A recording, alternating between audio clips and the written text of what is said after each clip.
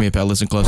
Me and you both know there's tons of powerful cards in Magic that no one's playing. Here's one of them. Leering Emblem from Eventide is $1.95. Illustrated by Ron Brown. Legal in Modern, Legacy, Vintage, Commander, Oathbreaker, and Penny. Ran in 1,965 decks on EDH Rec. Leering Emblem is 2 colorless for an equipment that equips for 2. Whenever you cast a spell, equipped creature gets +2/+2 until end of turn. Yeah, this just actually doesn't seem bad in like a bunch of different stuff.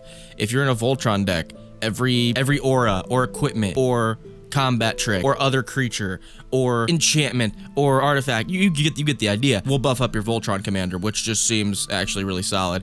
But where my brain immediately went with this was decks like Feather and Kess. That's just casting a ton of spells, but the commander happens to have flying. I think that's really strong in decks like that. I would even consider Tauram to be a deck this would be really good in, because you're casting so many spells and you're spitting out flyers. And again, just over 1,000 decks. I think this thing could put in work in the right deck. I brought up on my deck review this Friday that there's certain cards that will make me want to like, that'll turn me on to certain strategies or certain colors. I do not like Azorius really at all.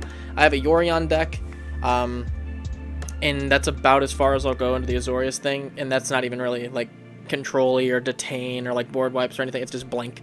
And even that deck's lower on the list of like enjoyable decks for me. But this card is like, there's certain cards that'll turn me on to a whole color or a whole section of the color pie just for like finding out they exist. This is a card like that. This like makes me want to play a Spellslinger deck because I get to do it differently. You know what I mean? I don't have to just cast spells. I'm casting spells to make my dude big as fuck because this is in play.